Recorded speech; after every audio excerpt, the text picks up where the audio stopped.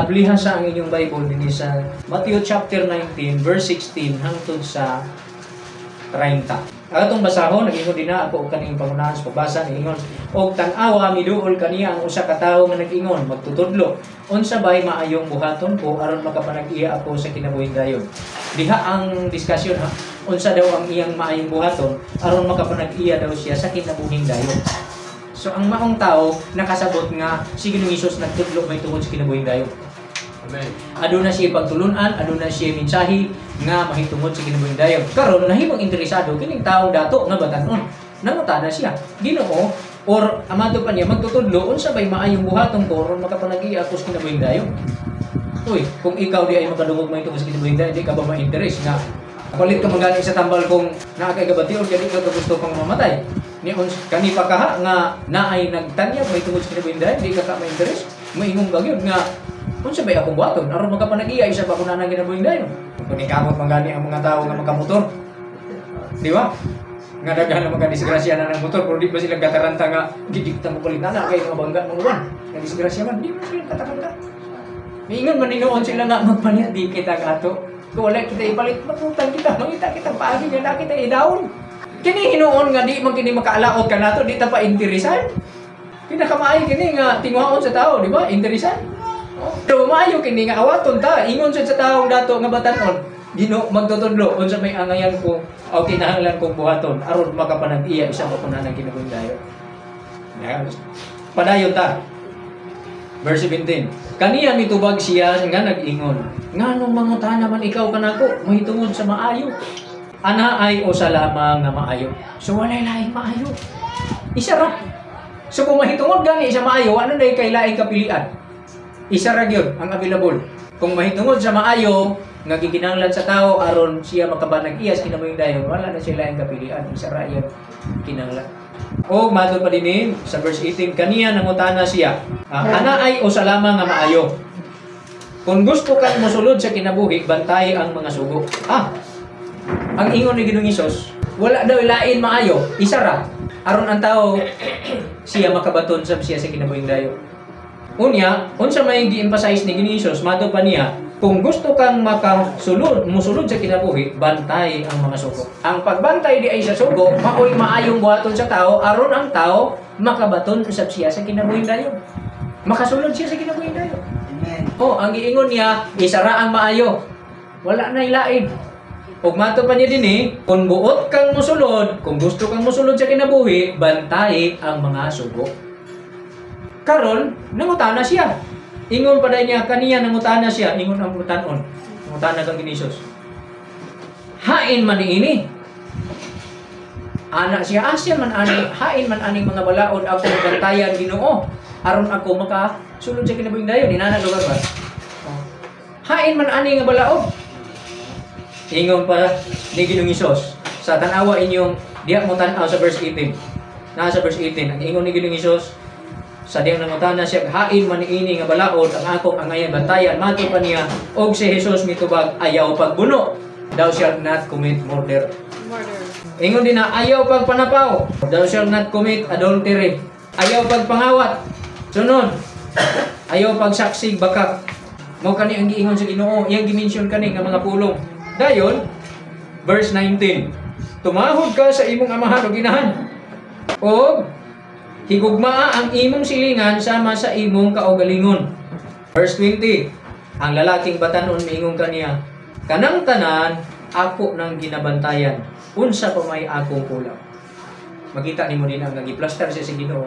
Katong tao paghukad kini sa unsay naa siya sulod atong pagsabot. Gihukad sa Ginoo unsay naa siya sulod, ingon din siya, ay kaya ra imo ko lang na sukad sa ako pagkabatan. Actually ang balaod ani nga gisbutan sa Ginoo is 10 commandments. 10 commandments. Na, iba yun. Dahan ta. Karon, matod pa niya, ang lalaking batanon miingon kaniya, kanang tanan ako nang ginabantayan. Unsa pa may kulang. Akong kulang. Kulang. So, interesado siya, unsa man, okay na or napay kulang. Ingon pa ang Ginoo. Kaniya mitubag si Ginoong Hesus nga miingon, kung buot kang mamahingpit, lumakaw ka, ibaligya ang imong kaptangan ug ang halin, ihatag sa mga kabos. Og makabaton kag bahan didto sa langit. Og unya umanhi ka og sumunod ka kanako. Og sa pagkadungog niini sa batanong lalaki siya may pahawa nga masulubon kay daghan man ugod siya katigayon.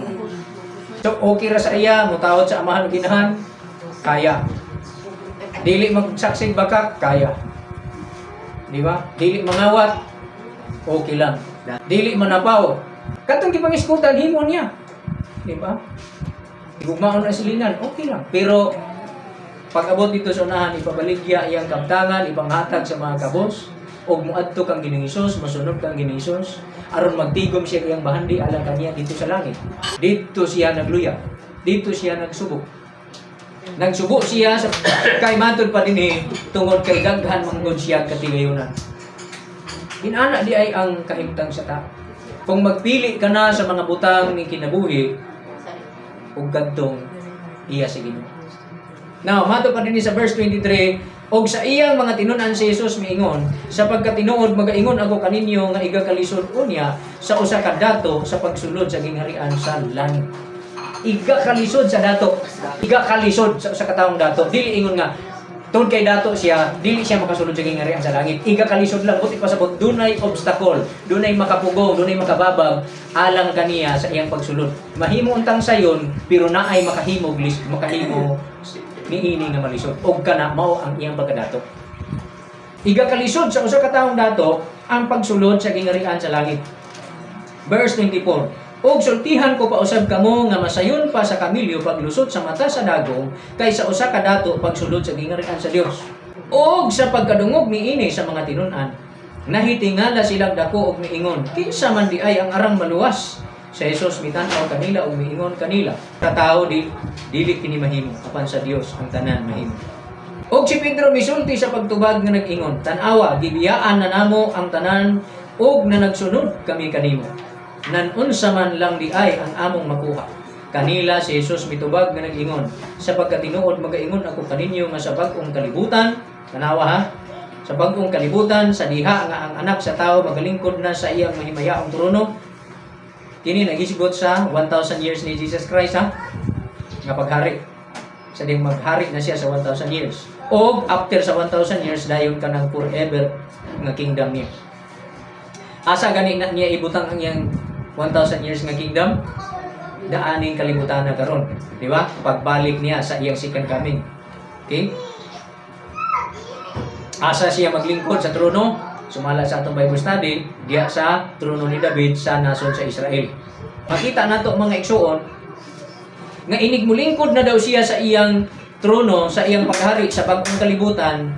Ingon pa niya, giignan niya ang iyang mga apostolis. Kaya nagsubok man sila, kay gibiyaan daw nila ang tanan kung saan kay ilang makuha.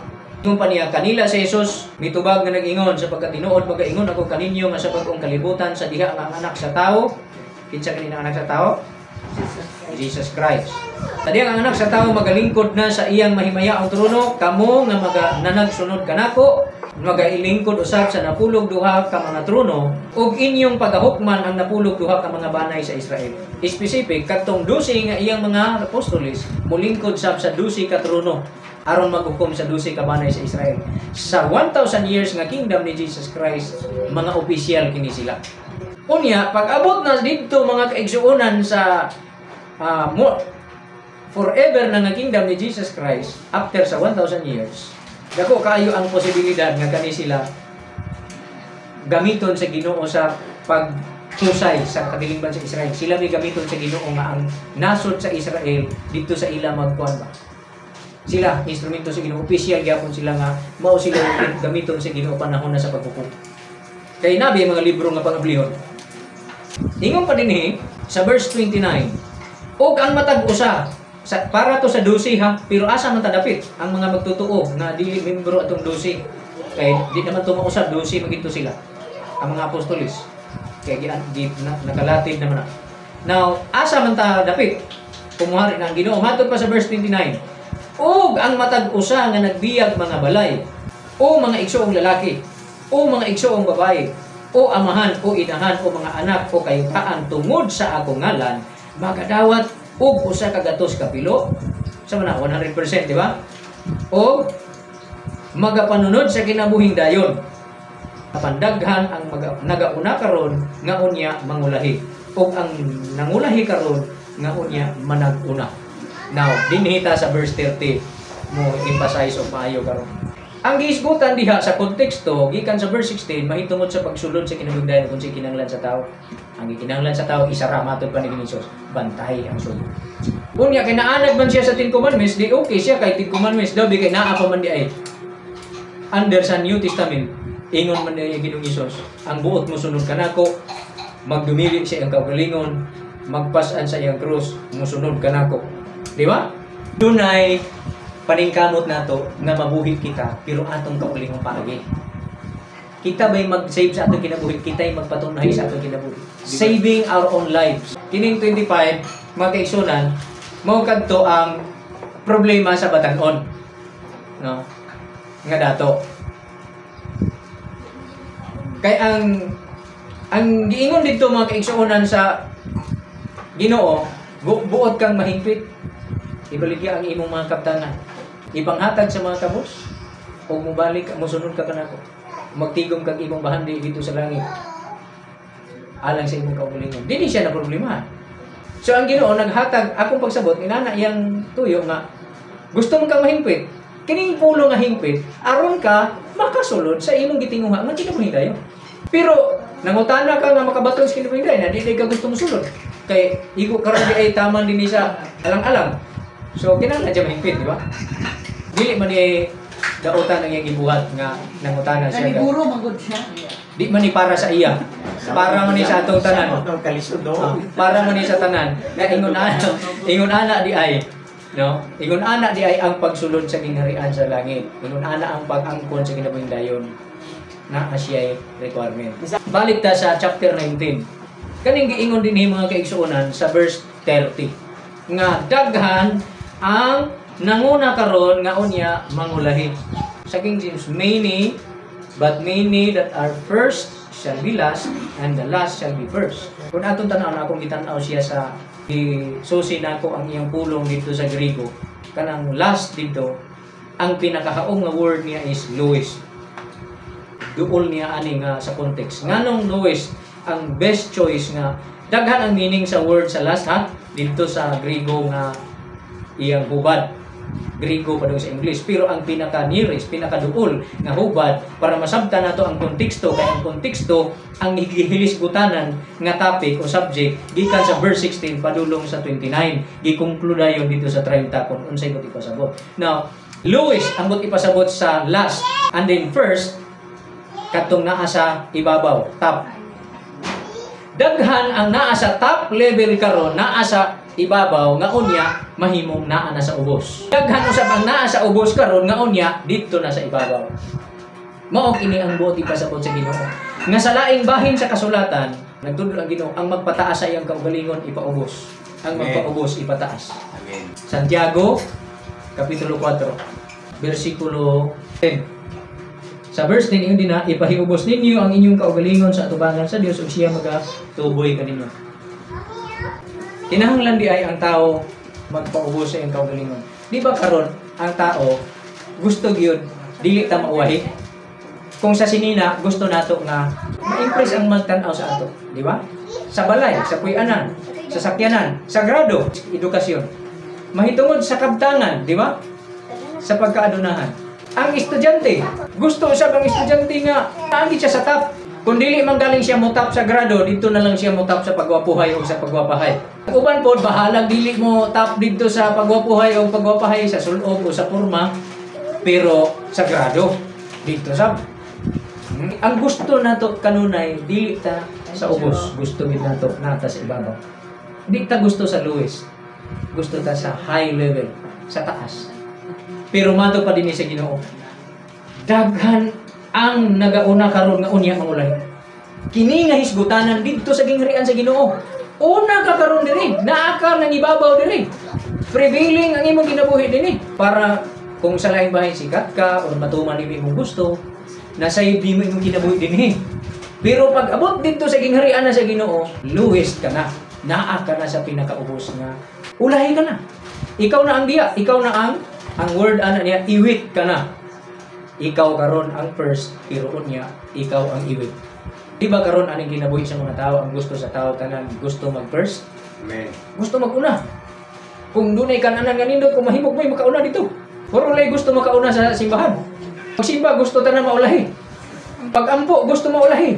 Pag tingmata nga devotional nga gusto makaulahi. Dili mo gusto ako'y makauna kay aron sugod dayon na simba dayon dili. Kinahanglan mauwahi gyud. Kay aron humana ang tingsimba aron nga wa nay apil. Human naman tag devotional kay dugay kay mata di wa na. Uwahi. Walay interesado sa laing bahin, walay interesado ani.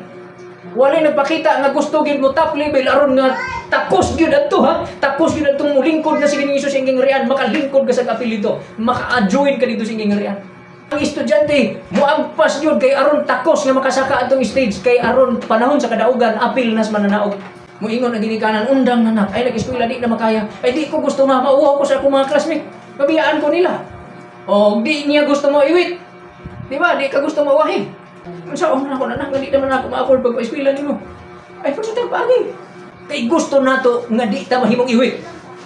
Pero ang matod pa sa Ginoo sa context sa iyang gingharian, doon na karon abi ninyo umaabot ang gingharian ni Ginoong Hesus 1,000 years mo butang siya sa iyang gingharian ng kalipnyaning kalibutan ibabaw sa trono ni David maghari siya diyan ang Israel maglingkod siya sa trono ibabaw sa trono ni David prisuhon si Satanas walay yawa nga maglimbong sa mga tao sa tibuok kalibutan 1,000 years.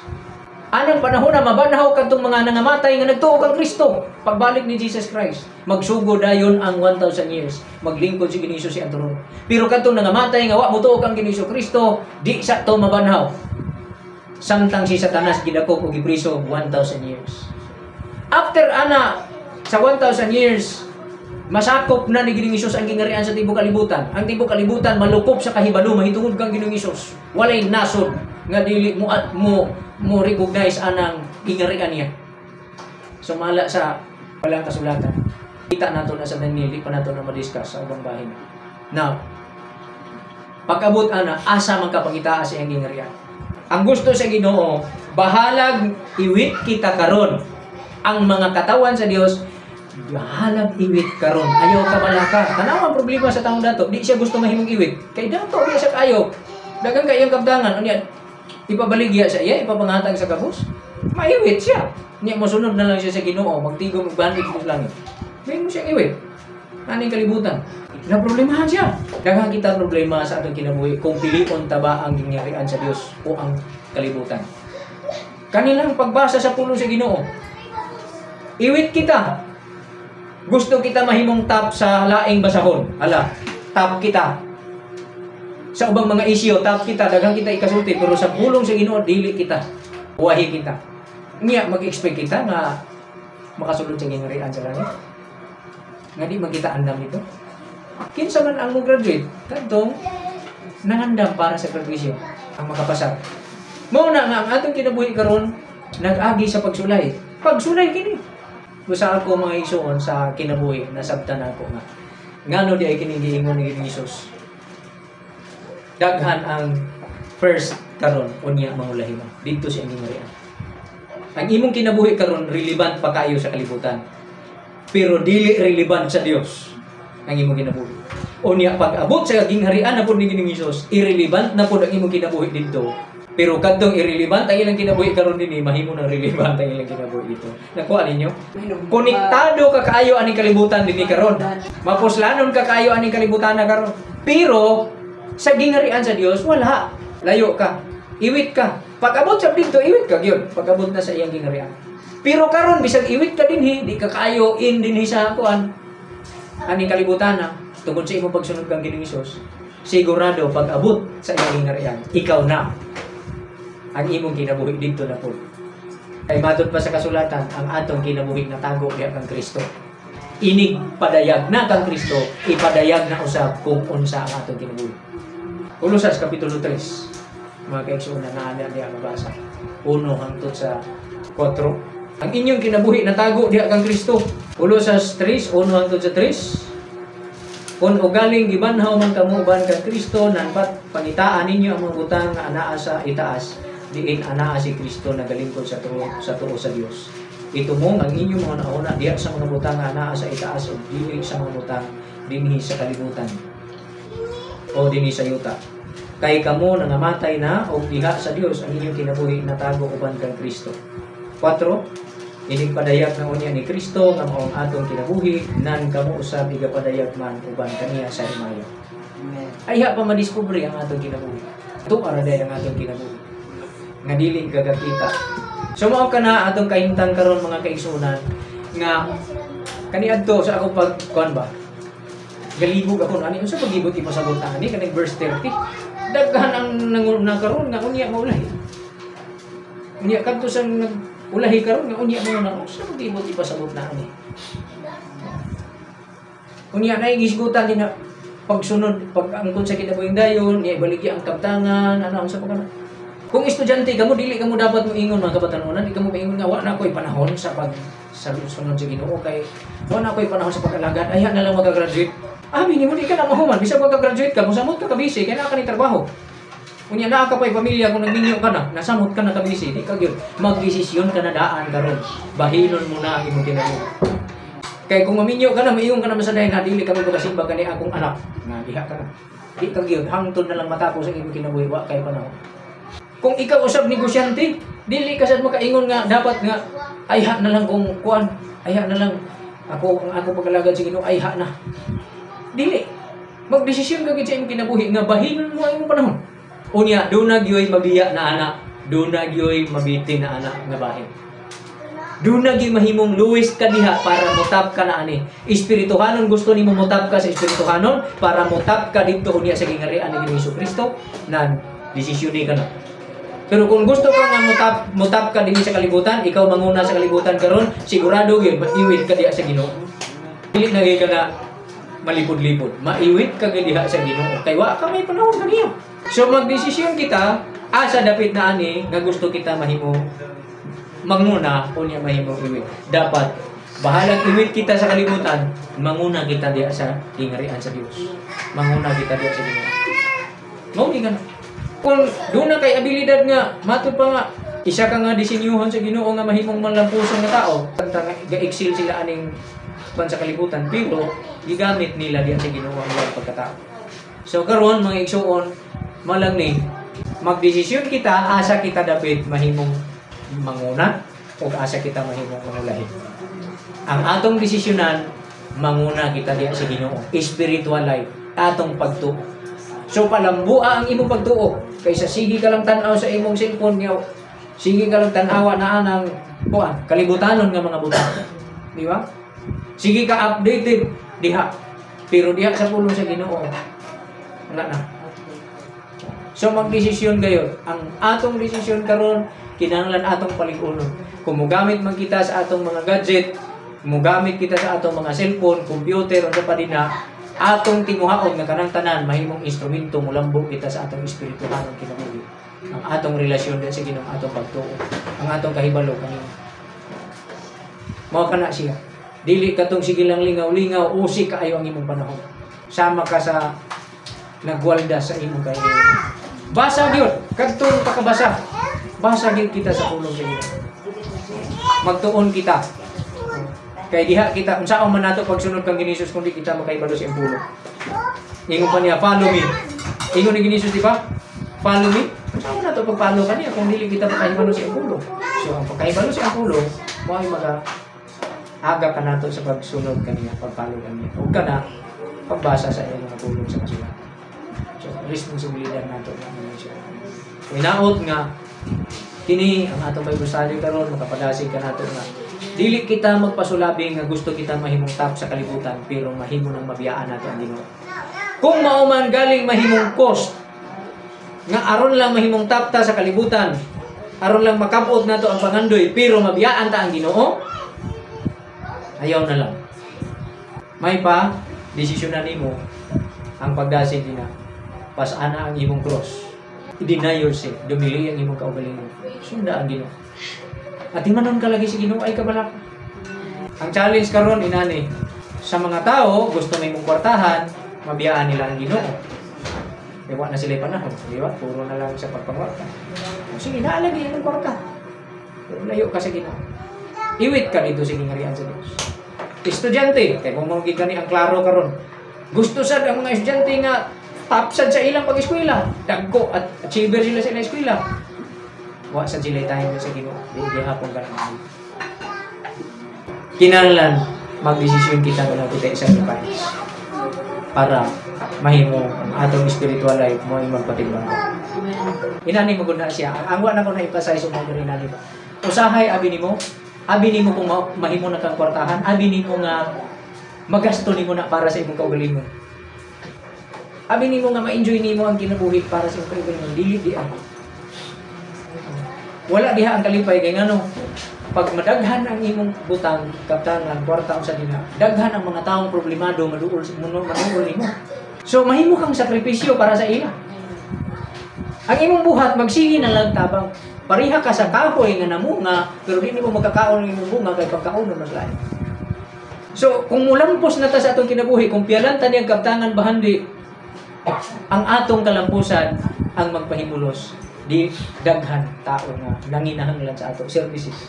Tagaan ka sa Ginoo og kalipay karon, tagaan ka niya magkakaon ka gyapon, matagpo yung panginahanglan, pero dili gid ingon ba nga imong ikapasigarbo nga inani ko niya magpakuan ka sa uban.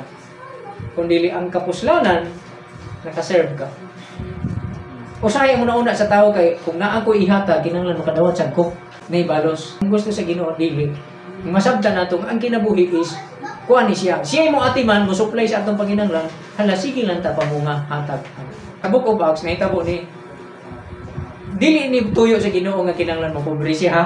Kung dili katong gi-discuss nato sa unang Timoteo kapitulo 6 bersikulo 17 hangtod sa 19. Nga ang taong dato dili magbutang sa iyang pagsalig sa mga butang nga way kasiguruhan. Di siya magmapahitas kung siya manahuna. Kung dili ang iyang pagsalig naa sa Dios nga may nagahatag kaniya sa mga butang nga iyang pagkakalipayan. Hinuon ang taong dato ning kalibutan na magkat-on nga magpadato sa mga maayong binuhatan andam sa pagpaambit og sa pagkamanghihatagon. Which is ang taong dato dili naman pag-unsa kasagaran diyon kung muhatag na bisan pagdako sa linggo gyapon na sa kadato. So karon sa ato mo gyapon mao na nga kung ikaw karon tagaan sa Ginoo og talent, tagaan kag abilidad, tagaan kag kadato, dili na para sa imong kaugalingon. Pero kini di na ko ni basta masulti nga kana abitong mapasabot sa iyo sa konsulti kinahanglan ni lamdag ka sa Ginoo dugang para mas malalom ang imong pagsabot. Kay amulapad kay ngano sinang gusto ka mahimong top dito sa gingharian sa Dios, iwit ka dinhi sa kalibutan. Di ba kung mahimo kang top diha sa Ginoo, spiritual karon, malipayon ka.